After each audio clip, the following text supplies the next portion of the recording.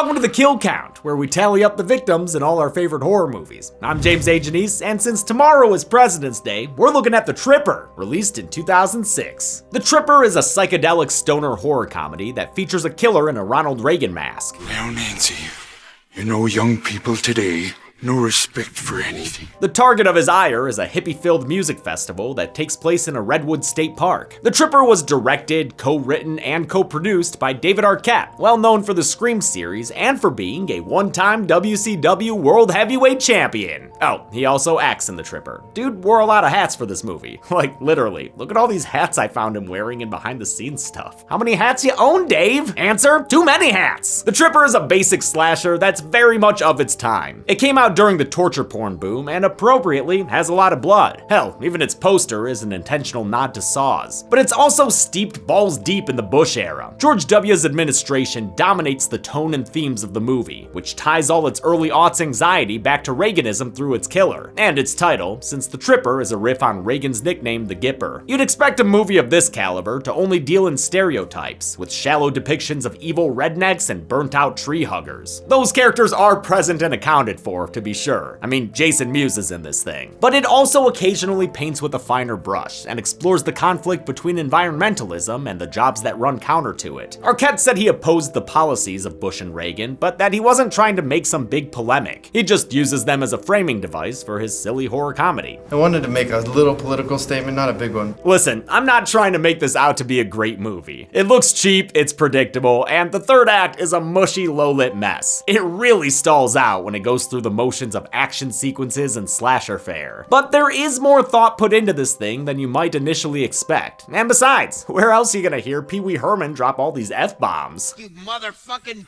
fucks! Most importantly though, this is a little known movie that I'm covering for a holiday. This channel was built on celebrating random holidays with cheap horror flicks. We can't forget our roots, now can we? Speaking of roots, what's that I see out there in the trees? Zoran? Yo, Zoran! What are you doing, man? Actually, I'm out here looking for a music festival because I hear that's where you get the really good Delta 8 THC. It's for me, not for him. But first, you know, gotta find it. It's not here. Oh, no, dude, you don't need to be getting lost in the woods for that. All you need is today's sponsor, Vance Global. Oh, cool.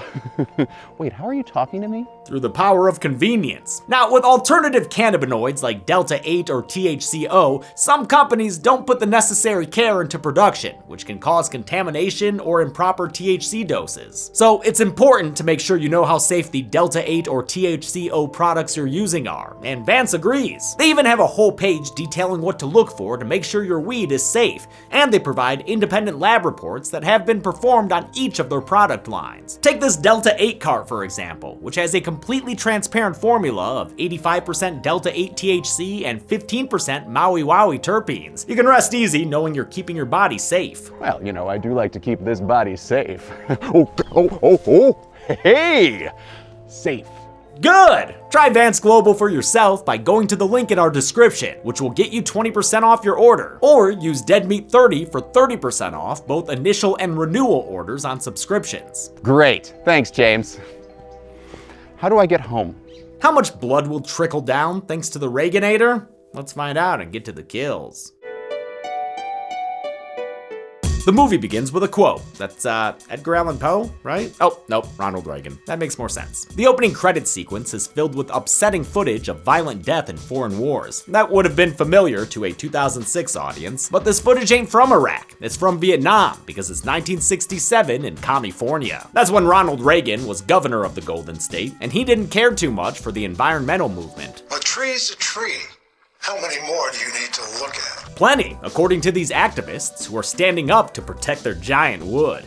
A logger named Dylan Riggs begs them to move so he can do his job and afford the medicine his ailing wife needs. But this doofus, who awkwardly makes his stand, tells Dylan Riggs his wife ain't worth the wood. If your wife has to die to save these trees, so be it. That sets Riggs off, and things go from punchy to swingy to shooty. Shit! You can't be brandishing heat like that, logger man. Time to take a nice backseat drive to the station. Dylan's son watches the whole thing go down and takes revenge for his pop-pop with a chainsaw. What? A motherfucking chainsaw! What? He skins his ass raw. Oh damn! The kid is promptly arrested and sentenced to title card. Now we're in present day with a van full of stoners driven by Jason Mewes. Snoochie boochies! He plays Joey, and he's taking this merry band of misfits to a music festival in the forest. Since he's high as hell, he nearly crashes the van on the side of the road. Everyone Disney channels their way out the back and decide, hey, might as well pee. That's when Ivan here gets a bottle broken over his head, thrown by a pickup that paints the frame red. That's okay, nothing a little whiskey rinse can't fix. I'm Rambo. Sure, little buddy, you're Rambo. Now let your girlfriend Samantha sew this thing up. They stop at Ye Harbinger's gas station to pick up supplies and backstory. Through flashbacks, we find out final girl Samantha has a controlling ex-boyfriend named Jimmy. Controlling and backhanding, damn, Jimmy sucks. He was pissed because Samantha and her friend Linda were tripping, which led to a disturbing just say no experience. Drugs are killing this fucking nation. Destroying your brain. Right out. I fucking love you! Yeah, Sam ain't been the same since, and Jimmy be paying for them unlimited texts. The bottle tossing truck pulls up, and it's unsurprisingly driven by these guys. What's the matter with you, dude? You got something stuck in your vagina? Yeah, your mama's dick. Among them is director David Arquette as Muff. That's that motherfucker I hit with the bottle. Aw, Muff, what would Dewey say? The Burnouts and the Good Old Boys have themselves a square-off. Damn it, Sam, you're late for the square-off again. You know we need those disarming kicks of yours. The end of the fight sees Muff get his arm completely fucked by some random big guy named Gus. Everyone runs away, and Samantha leaves her phone behind. Hey, Gus, it's illegal to answer somebody else's calls. Wait, let's open their mail, huh? Never mind. The festival they're going to, which lives among the trees, is run by Frank Baker, true patriot. This is America!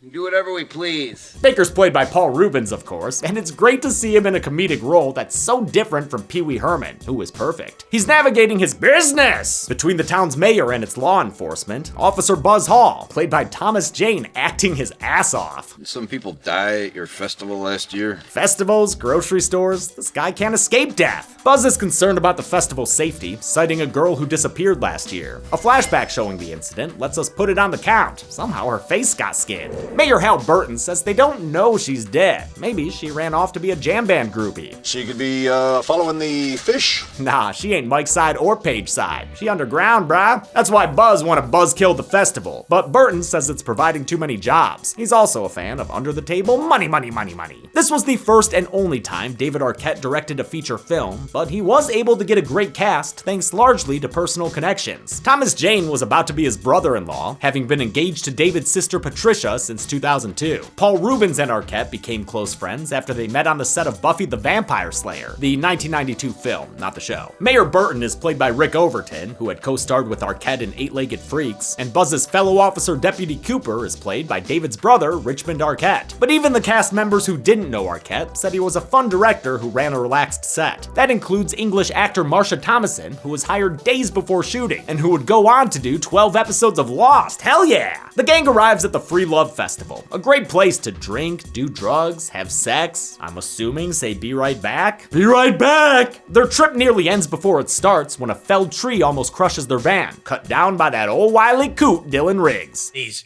rainbows? This ain't their goddamn forest, god damn it! Buzz tells the logger to buzz off, but the cop ain't got love for all these stoners either. Every year, 4 or 5 you kids get killed up here.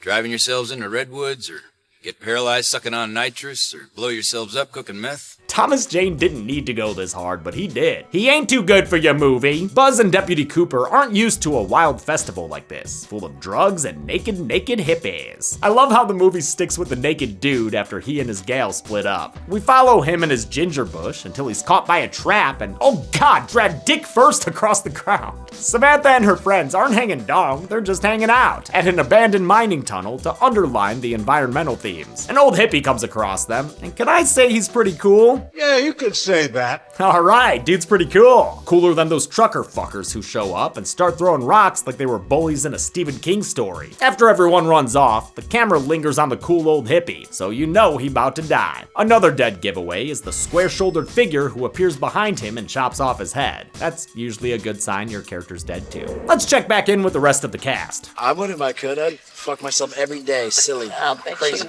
Okay, Jason Mewes is doing his usual shtick, so Samantha and Ivan step away to smooch by a babbling brook. She admits that she's nervous about all the drugs around, maybe because of the bad trip she had caused by Jimmy, or maybe because her crew is rolling like this were Fear and Loathing. Ivan tells her he won't trip out of solidarity, but listen, I know guys like this. That dude about to be tripping the first chance he gets. The Tripper benefits from two strong actors as its leads. Jamie King was one of the best parts of both the Silent Night and My Bloody Valentine remakes, and Lucas Haas, another close personal friend of Arquette's, is so talented he performs a little song he wrote called Kemp. She danced like a wicked angel. It's actually pretty good. It's been stuck in my head all week. The next day in these beautiful mountains, a not so beautiful scene is found. The nude guy's dead body hung up on a tree and eviscerated. Guts hanging out like that Scream 4 kill. Fucking A. Fucking A. The only clue Buzz finds is a jelly bean.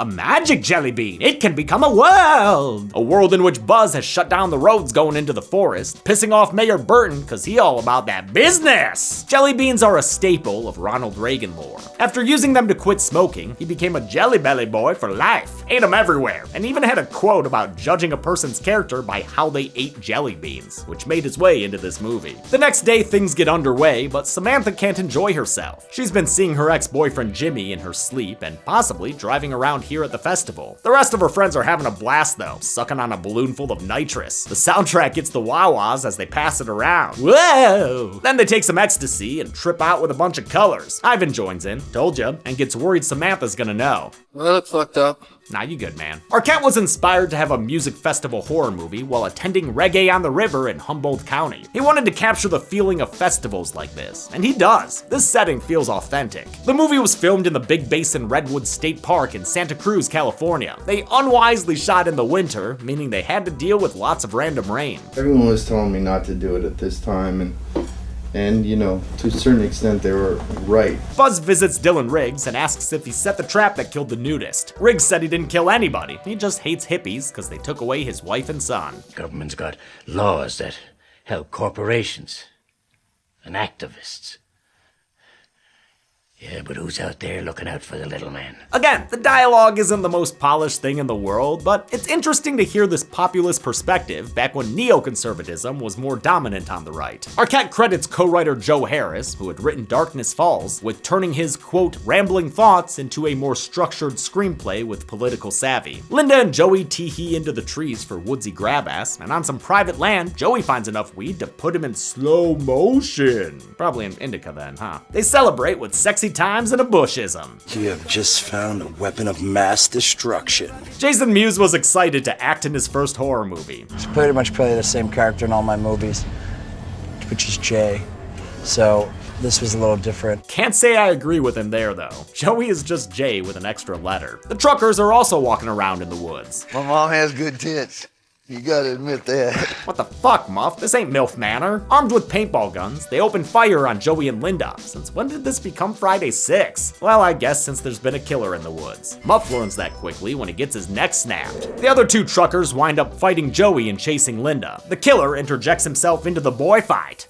What the fuck's your problem, man? Then he takes his axe and disposes of Joey and the trucker just off screen. The guy chasing Linda gets caught in a bear trap, and the killer ends his hunting trip by stabbing him in the dick? What? Oh, okay, looks a little higher at this angle. We finally get a good look at the Reagan killer when he chases down Linda. Looks like it's a mask since she almost tears it away, but she fails worse than Mondale and gets killed instead. First with some stomach stabs and then with some chiding. You know, young people today, no respect for anything. And look at that, the blood won't even stick to that Teflon knife. There's a long line to get into the actual music festival, and not even Wes Craven gets to skip it. I love his cameo in that stupid hat. They discover a body hanging from a tree, but since it's headless, Buzz is gonna have a hard time identifying it. Oh wait, never mind, it was the old dude. Buzz shuts down the show and tells the attendees to clear out and go home. I love the long shot of the big bird guy being turned away. Back to the nest with ye! The concert cancellation causes a panic in the playhouse. What in the goddamn name of Judas do you think you're doing? Calm down, PW. Fuck you.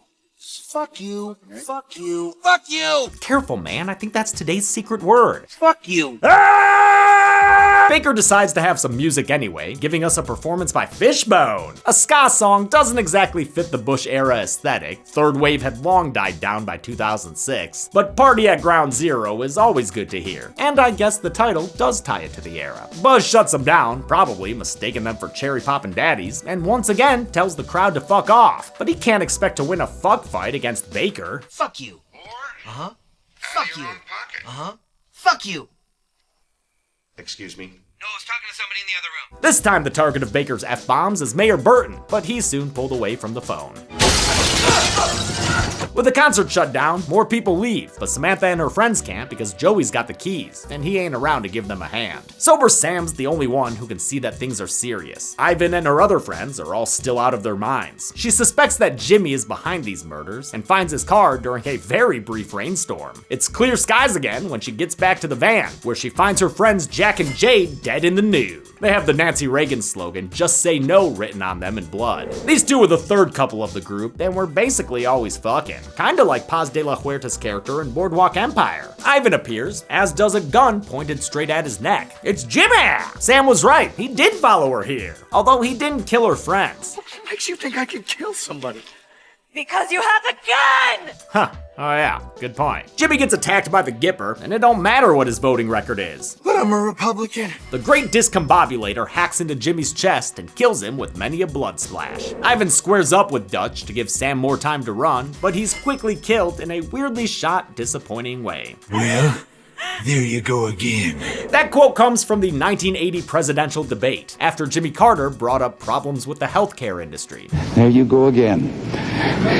Yeah, real good zinger, dude. The cops rightfully suspect that Dylan Riggs has something to do with the murders. Turns out they're right. They find him cutting up bodies with a saw in his shed. You ain't gonna take my boy again! A shootout commences and Dylan runs away, but after a short chase with Buzz in pursuit, the logger falls to his death in a trap of his own making. I'm assuming a trap like this one is what killed that previous year's concert goer. Even though the festival is officially shut down, the party moves into the forest for a drum circle. Yes, the Tripper, please give us more psychedelic sequences and fewer chase scenes and fights with people rolling around in the woods. The movie's much better when it's doing shit like this, capturing the trippy experience of festivals like Electric Forest. Samantha becomes an unwilling participant when she's shot in the face with an acid gun, which gives the movie another opportunity to go wild with colors and editing. I tried to make stuff like this in college. The keyword there is try. The party's over when Ronnie arrives. He starts axing people like they were air traffic controllers on strike. This scene is super dark and there are a lot of axe swipes that land off screen, but I counted 9 distinct victims, including this one dude who gets his leg cut off. I'll assume he bled out. At Dylan Riggs' place, Buzz finds a shrine to number 40. Amidst all the Reagan memorabilia is an article about how he shut down mental institutions, releasing thousands of inmates. Now, this did happen in real life, but most of the inmates wound up being homeless and harmless, not murderers, like what's happened here with Dylan Riggs' son. Gus Riggs was locked up after chainsawing that activist, but released due to the cuts in mental health funding. He grew up to be that guy we saw in a single scene like an hour ago, when he was played by Christopher Allen Nelson. Nelson is the Tripper's effects artist, responsible for all the good-looking gore. He also dons the Reagan mask and plays the killer throughout the film. I got a call out of the blue. I was sitting at home. So I just called him up. I said, Chris,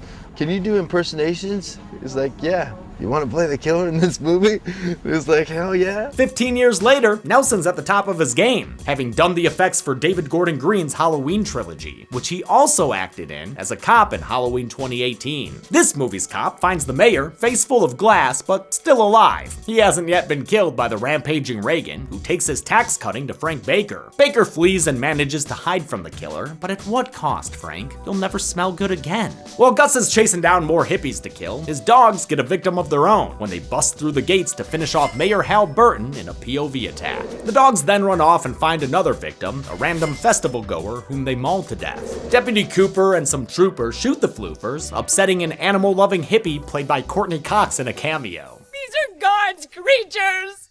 They're our friends! She's attacked by the dogs, but the cops save her with more gunfire. Cox was Arquette's wife at the time and a credited producer of the film. The two of them essentially self-financed this thing, and David made sure it was ready for a 4/20 release date. Reagan returns to Samantha so we can have our requisite final girl circuit. It's pretty standard. She runs through foggy woods with big film lights shining behind the trees and comes across the corpses of her murdered friends. You know, all the staples. With the effects of the drugs still lingering, this is one unfortunate experience for Sam. Buzz comes to the rescue and holds Reagan/Gus at gunpoint. Is this what you call compassionate conservatism, boy? He shoots the killer down, and things seem pretty chill until, wait, what? Why is Sam grabbing the gun and putting it to her head?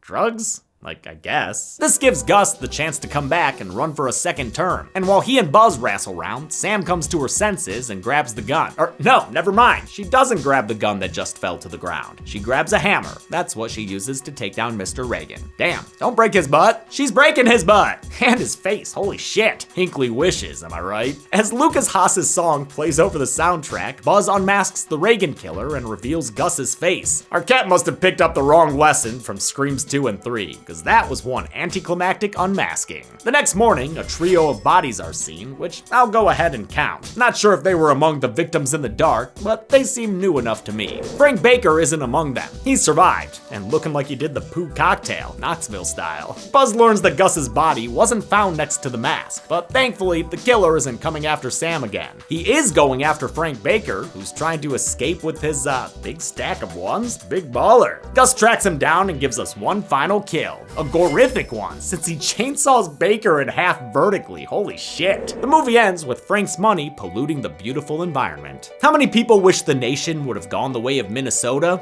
Let's find out and get to the numbers. By my count, 29 people died in the Tripper.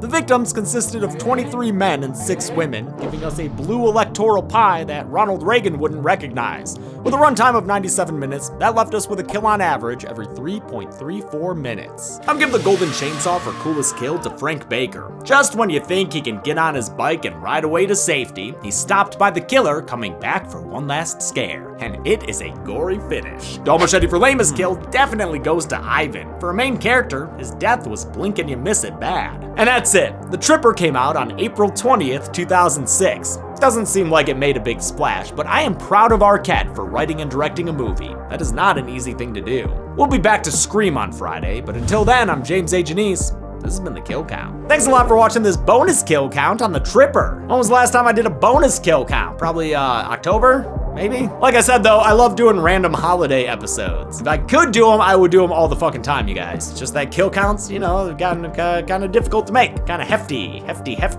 And of course, I am still dealing with some personal stuff going on. In fact, this is the very last thing that I'm filming before leaving to go to Michigan for an indeterminate amount of time. I'll probably have to fly back to film Screams 4 and 5, and then maybe fly back to Michigan. I don't know, man. I don't know. I want to thank some patrons like Raxolf, Paige Jennings, Ozzy Ben, Matt Delahauer, Larry Ronstadt, Christian L. Kostelnock, Joe Hahn, Jet, Jack Barr, and Fun Fernie. Thanks everyone. Be good people.